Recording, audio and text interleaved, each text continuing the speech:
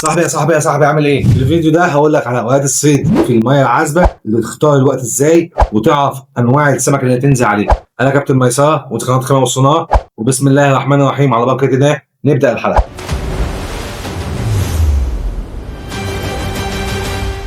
السلام عليكم ورحمه الله وبركاته اهل الصيد، صباح الفل او مساء الورد على حسب الوقت اللي انت بتشوف الفيديو. عاملين ايه؟ دي الحلقه الرابعه من سلسله الحلقات اللي انا قلت لكم عليها. لو انت ما شفتش الحلقات اللي فاتت هسيبها لك في الايه تطلع هنا او هتطلع هنا، تابعها وشوفها عشان تفهم السلسله دي عباره عن ايه، لانها مهمه جدا جدا لكل صياد مبتدئ وكل عاشق صيد. كنا اتكلمنا الفيديوهات اللي فاتت عن التسفير، اذا كان في الميه المالحه او الميه العذبه، انواع التسفير للبولتي، انواع التسفير للقميط، للبدن المبروكه، الهامور الناكل، الباركودا، حاجات كتير اتكلمنا عليها وطرق تسفيرات معينه اتكلمنا عليها. طيب احنا عملنا كل الكلام ده كله، هل بعد ما عملنا كل الكلام ده هطلع اجيب سمك؟ مش مضمون. اول حاجه الرزق بتاع ربنا، وخلي بالك علمت ان رزقي بيد الله فاطمئن قلبي. خلي بالك من النقطه دي، علمت ان رزقي بيد الله فاطمئن قلبي. ده رقم واحد. رقم اتنين، عامل الوقت. زي ما انا قلت لك في اول الفيديو، الوقت عامل مهم جدا، اذا كان في الصيف او اذا كان في الشتاء. التوقيت اللي انت هتنزل عليه، اذا كان في الميه المالحه ولا الميه العذبه، الوقت اللي انت هتنزل عليه فيه، في عاصفه ولا مفيش، ميه هاديه ولا ميه سريعه، صبح ولا ليل، في مد ولا في جزر، في قمر طالعه ولا محاق، في هلال ولا اول الشهر ولا اخر الشهر ولا نص الشهر. الحاجات دي كلها هتفرق معاك. اتجاه الرياح نفسه هيفرق معاك. في الفيديو ده هجاوبك عن كل الكلام ده كله. وخلي بالك برضو ان دي تجربتي الشخصيه بقولها لك. اذا كنت انت ليك تجربه عكس التجربه بتاعتي، يا ريت تكتبها لي في الكومنتات وتعرفني علم انا ما اعرفش. رقم واحد، افضل اوقات لصيد الميه العذبه وقت الفجريه وبعد الشروق على طول مباشر. ده افضل وقت، احسن من المغرب. افضل وقت. اشمعنى؟ عشان الوقت ده اول حاجه الميه في الصيف بتكون بارده والسمكه صاحيه جعانه، فهتاكل سمكه كبيره سمكه صغيره هتاكل معاك قبل الشروق وبعد الشروق على طول. يعني ابتداء نقول من الساعه 3 للساعه 8 الصبح، من الساعه 3 الفجر للساعه 8 الصبح. الوقت ده ممتاز لصيد احجام كبيره او لصيد صغير. الوقت ده ممتاز في الصيف. طب في الشتاء عكسه تماما، المغربيه. وقت المغرب هيبقى ممتاز معاك في الشتاء. يفرق او حاجه وحشه؟ لا خالص، مش هيفرق ومش حاجه وحشه، برضه هياكل معاك. الصبح احسن من بالليل في الشتاء. الشتاء الميه بتاعته اسقع، هترمي حداف مش غماز لاسماك برضه معينه، بس اغلبيه الاسماك في الشتاء بتبقى في ثبات شتوي، مركزه بس ان هي تطلع وتخطف وتطلع تجري، بطنها على الارض زي ما بيقولوا، عشان تحافظ على الدفء بتاعها. البحر يفرق؟ البحر ما يفرقش. صيف شتاء البحر شغال، ما عدا اوقات معينه في الشتاء او في الصيف الميه او تيار الميه بيبقى عالي، بيبقى ممنوع فيها الصيد الا المراكب بقى تانية او احكام تانية، مش هو زي حالتنا. المد والجزر في الصيف او في الشتاء في البحر بيفرق. الحمل والفساد بيفرق، اذا كان صيد شط او صيد مركب بيفرق تماما. انا كميسار افضل، انا بحب قوي الصيد في الشتاء، بحبه على مركب وبالذات بالليل. رهيب تبقى احكام محترمه. بس لو انت ما بتخافش من الميه طبعا، لو انت بتخاف من الميه خلاص ما تروحش، لان البحر ساعات بيبقى غدار شويه. طيب ايه افضل وقت لصيد البحر؟ ده ما احنا اتكلمنا عن البحر. ساعه الشروق وساعه الغروب، والغروب احلى من الشروق بكتير في البحر. ده من رايي وعن تجربتي الشخصيه. وقت الفجريه حلو قوي لغايه الساعه 9 10 بالكتير، يبقى حلو قوي في البحر. وهتبدا تمنع معاك ابتداء من الساعه 10 للساعه 3 4، تبدا تشتغل معاك من الساعه 4 لغايه تاني يوم في البحر، اذا كان على الشط او على مركب. وصيد بالليل ده متعه واحجام احجام محترمه. ولو معاك كشاف حلو ومحترم، انا عايز اوريه لك تقريبا جوه في كشاف كده بيتباع، بس هو غالي شويه، بيدي اضاءه حلوه قوي لونها اخضر زي الفوسفور ده كده. بننزله على المركب من تحت بيجمع عليه السمك. اكتشاف ايه النوع ده، ايه الحاجات دي، تمام. غير الريحه برضه والتسويه اللي انت بتعملها ده في البحر. طيب وقت الظهريه السمك بيبقى ممنع، اصطاد ما اصطادش. وقت الظهر لا، اريح في البيت شويه. لا وقت الظهر في اذا كان البحر او في النيل، لا السمك بيبقى هربان شويه، نزل تحت. لو انت في الصيف بيبقى درجه الحراره بقى عاليه، الاكسجين بدا يمنع من الميه، تمام، اذا كان في الميه العذبه، فالسمك بتلاقيه نزل تحت، لا يهرب من الشمس، يهرب من درجه الحر دي قوي، تمام، ينزل ياخد الاكسجين بتاعه من تحت او يطلع تحت وينزل فوق، ما بياكلش في الوقت ده. واذا كان في في البحر برضه نفس النظام، الا لو انت بقى في البحر المفتوح دخلت في اعماق كبيره جوه، برضه هتنزل له بطعمايه على اعماق، زي ما تقول تعمل جيجنج عليه، فبيستفز فبيطلع يهاجم. بس الوقت الظهريه او الشمس عموديه على الميه، لا، ريح كده، او انت على مركب اقعد يا معلم، نام لك شويه، ريح شويه، كل لك حاجه، ابدا استعيد طاقتك ونشاطك تاني، وابدا انزل بعد العصر بشويه. واذا كان في النيل فتره الظهريه دي ابعد عنها خالص، اول حاجه انت هتتعب، تاني حاجه هيبقى مجهود عليك على الفاضي، فانزل برضه على وقت العصريه ده، وخد لك بالليل او وقت الفجريه، وخد لك على وش الشروق، وبعد كده روح على البيت. وقت الليل بقى ده حاجه تانية خالص، ده فيلم تاني خالص، ده شغل عالي قوي. انا بعشق الصيد بالليل، حتى لو تلاحظوا الفيديوهات بتاعتي اغلبيتها كانت الصيد بالليل. الفيديوهات حتى لما كنت رحت كام رحله مع اصحابي في الفلوجات اللي طلعت، اغلبيه الوقت اللي انا كنت يلا شغال عليه بالليل. الصبح ما كنتش ماليش فيه قوي، تمام، بقى اقعد اتسلى كده مش عارف بس عادي بالنسبه لي. بس الليل حاجه تانية خالص، اذا كان حداف او غماس حاجه تانية مختلفه. في الحداف لو انت هتصطاد على ميه عذبه بالليل هيضرب معاك، ممكن يضرب معاك بياضه حلوه، ممكن يضرب معاك قاموط حلو، يضرب معاك بولتي محترم. الاحجام الكبيره في الميه العذبه تنشط نهارا وليس ليل، نقول مثلا 70 ل 30. لو انت هتاخد الحجم ده بالليل بيقول لك هتاخده على الفجريه اعلى. انا على ما اعتقد لا، بالليل السمكه المحترمه الكبيره تمام تنشط ليلا،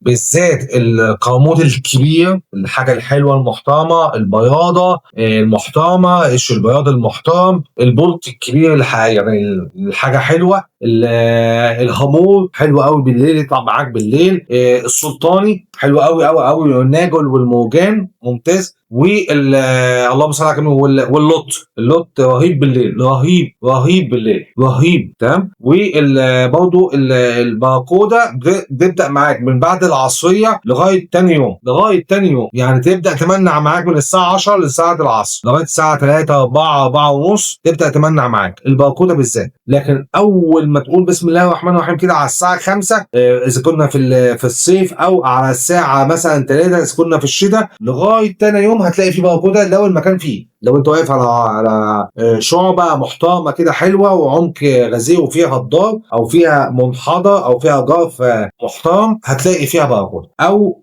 كنعد، تمام، حلو قوي، بينتشروا بالليل. سبب انكسار الضوء، الاكسجين يعلى جدا بالليل عكس الصبح. الاكسجين في الحر في الميه بيعلى جدا بالليل. الطعمايه بتاعت بالليل تكون اذا كان بحر ولا نيل، خلي الطعمايه بتاعتك ريحتها عاليه وحاجه محترمه. اذا كنت في النيل المفتوح او تلات الاسماعيليه او المصارف الزراعيه اللي هي صرف الزراعي وصرف السمك والحاجات دي كلها، او البحيرات السمكيه، خلي الطريقه بتاعتك لو انت هتاكد بدوده، خلي طريقه العنكبوت، واقطع اخر واحده خالص، خليها فيها دم ينزل، اقطع اخر واحده، بس خلي العنكبوت بتاعك محترم. ده في صيد الميه العذبه. طيب صيد الميه المالحه، هتحط جمبري على نفس السن، هتحط يا اما كاليماري او هتحط الباغه مع الجمبري في نفس السن، حاجه محترمه حلوه كده، واربطها بالخيط الاستريتش، تمام، او البكره الاستريتش او البكره المطاطي اللي بتتباع في اي محل بتاع صيد. وانزل يا معلم وقول بسم الله الرحمن الرحيم، والميسره قلب، وجرب الطريقه دي وقول لي في الكومنت. انا في صحاب ليا عارفين انا بحب انزل على الميه في المطر، لو في مطر انزل. اعتقادي انا الشخصي وتجربتي انا الشخصيه، احلى سمك خدته في الوقت، بس مش المطره الشديده قوي، لا، المطره الهاديه احلى وقت، اذا كان بحر ولا نيل، لسبب حاجات كتير. ممكن تكون راحه نفسيه، لو هنتكلم علميا الاكسجين زاد، السمك يحب الحركه، يلا بينا، وده للبحر المفتوح، مش مثلا مش بحيره صغيره او كده، لا، انا بتكلم على البحر المفتوح. الميه الخفيفه او المطره الخفيفه بتدي حافز عالي قوي، سبحان الله، بتدي ادرينالين عالي قوي للسمك، بيبدا يهيج السمك يبدا يهيج ويطلع يكتشف عشان عايز بعد الميه اللي ضربت دي، او بعد الامواج، او بعد الحاجات اللي هو سمعها، او العالم اللي هو فيه، يبدا ينشط عشان ياكل، عشان يخزن، عشان يخلف. فوقت المطره ده بيبقى فيه فعلا رزق حلو حلو قوي قوي قوي. وبرضه برجع اقولها في كل فيديو، دي كلها اراء وتجارب شخصيه، ومفيش حاجه اسمها صح في المطلق في الصيد. الصح اللي انت الطريقه اللي انت طلعت بيها سمكه، دي تجربتي الشخصيه ومعلوماتي الشخصيه، والصح التجربه بتاعتك انت او بتاعتي انا اللي انا طلعت بيها سمكه. مفيش حاجه اسمها صح في المطلق في الصيد. الصيد مش حاجه على فكره ولا حاجه على حد. ابدع يا باشا، وتجربتي انا غير تجربتك انت غير تجربه غيري. انا بدي لك خبرتي، عجبتك كده بها، ما عجبتكش يا ريت تعلي عليها، يا ريت، وقول لي يا ميسره انا خدت المعلومه بتاعتك وزودت عليها وعملت كذا، والله هدعي لك، والله لا ادعي لك. شوف والله لا ادعي لك، لسبب انت بتدي علم تستفاد بيه وانت تعلي عليه، دي حاجه حلوه. زي ما انا استفدت علم اللي علمني وعليت عليه وجبت وقلت له يا عم انا عملت الطريقه بتاعتك وعدلت عليها. زي عجينه جبنه امي، والله انا طلعت بيها النوم قبل كده، والله ده حد اداني طريقه عجينه معينه، انا حطيت عليها شويه جبنه امي ورحت رامي النومه. سبحان الله سبحان الله سبحان الله. احنا متعودين في الفيديوهات او سلسله الحلقات اللي احنا بنعملها دي بنقول بعض الاخطاء اللي انا وقعت فيها، يا ريت ما تعملها، يا ريت ما تعملهاش. الخطا الاول اللي انا وقعت فيه اختيار الوقت. لازم اعرف الوقت اللي انا هنزل عليه امتى، لازم اختاره، لازم اختار صح، ما انزلش في وقت فيه عاصفه. اقرا الوقت واقرا الميعاد بتاعك اللي انت عايز تنزل فيه، وخطط لليوم. اقرا قبلها باسبوع المكان ده هيبقى ايه نظامه، اتجاه الرياح، طاقه الرياح، الهواء كام عقده، الميه، اتجاه الرياح شمالي غربي ولا شمالي ولا جنوبي. اقرا الكلام ده كله. درجه الحراره نفسها اقراها. هتصطاد صيد شط ولا تصطاد صيد مركب ولا تصطاد في النيل ولا تصطاد في الترع ولا تصطاد في بحيرات مقفول عليها ولا تصطاد في منطقه زراعيه اللي هي مزارع السمكيه. تصطاد فين؟ يبقى اختار الوقت واختار المكان اللي انت هتنزل فيه كويس قوي قوي قوي. الخطا الثاني اللي انا وقعت فيه قبل كده، اللي انا استعجلت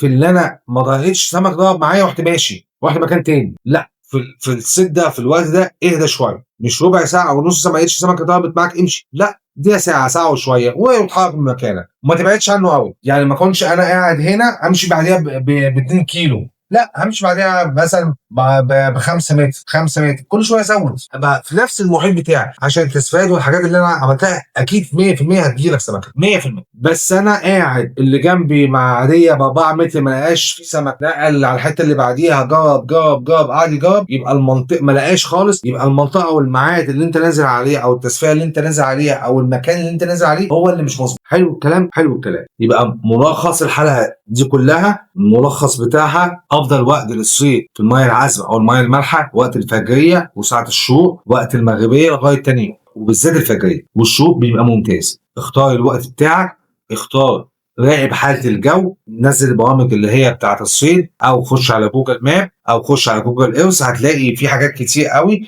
قوي قوي قوي قوي قوي قوي، اقرا عليها تمام، واختار الوقت واختار المد والجزر، اختار حمل ولا فساد، شوف الوقت بتاعك، اختار المعده، اختار التصفيه وما تكترش في التصفيه اللي انت هتعملها. اللهم صل على كامل النور. ما تستعجلش اللي انت ما لقيتش سمك ضرب معاك تمشي، لا اصبر شويه.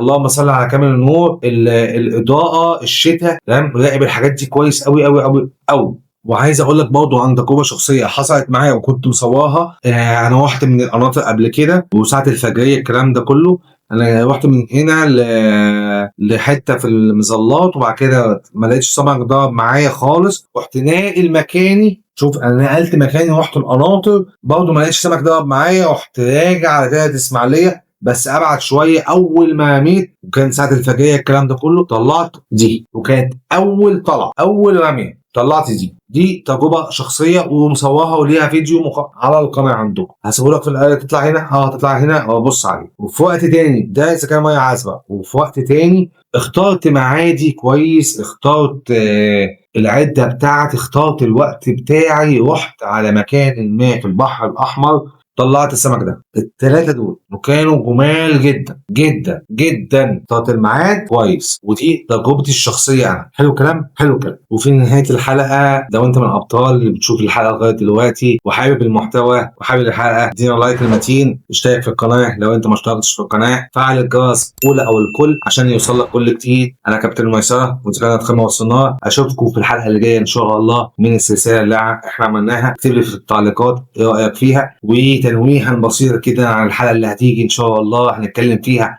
عن المد والجزر وتاثيره في الصيد.